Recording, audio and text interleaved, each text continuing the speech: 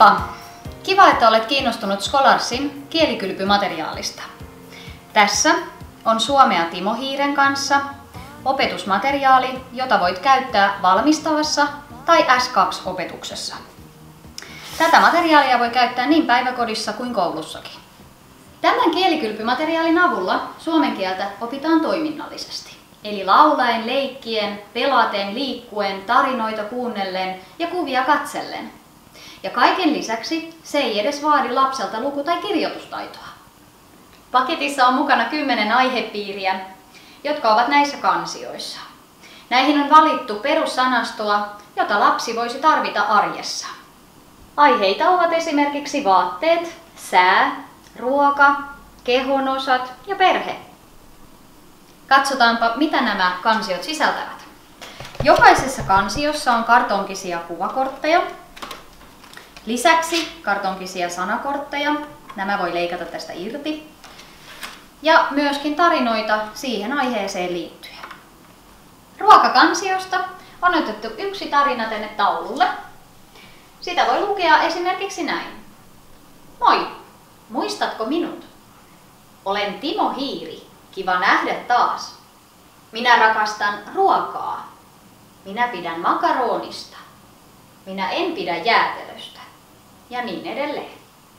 Ja koska kieltä on kiva oppia laulaen, mukana on myös lauluvihko, jossa on täällä takana CD. Eli nämä laulut on sävelletty juuri näitä aihepiirejä ajatellen.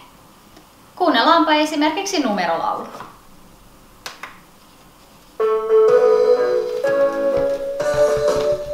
Tiedän paljon numeroita, osaan laskea.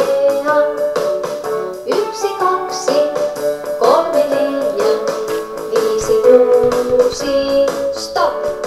Ja paketissa on mukana myös tämä seinäkalenteri, jonka avulla voi harjoitella lasten kanssa viikonpäiviä, kuukausia, vuodenaikoja, numeroita eli päivämääriä sekä säätiloja.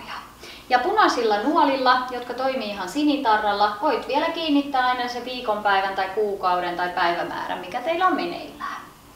Ja lisäksi viikonpäivistä ja noista kuukausista löytyy sitten vielä laulut sieltä CD:ltä. Ja tarkastellaanpa sitten vielä monistevihkoa. Monistevihon materiaaleja saa kopioida vapaasti omaan käyttöön. Ja se sisältää esimerkiksi näitä kuvakortteja, mutta pienoiskoossa. Voitte pelata esimerkiksi bingo- tai muistipelejä näiden avulla. Ja lisäksi mukana on sitten myös muutamia tehtäviä. Ja mikä parasta, paketissa on mukana myös valmiit tuntisuunnitelmat ohjevihossa. Näiden avulla kielikylpyä on erittäin helppoa pitää ja se voi järjestää ihan kuka tahansa. Tässä on ajateltu niin, että yksi oppitunti voisi olla kestoltaan noin 45 minuuttia ja että yhtä aihetta voisi opiskella esimerkiksi 3 oppitunnin verran. Tässä on materiaalia ihan koko vuoden kielikylpyyn. Suomea Timo Hiiren kanssa on kaikkea mitä tarvitset kielikylpyn järjestämiseksi.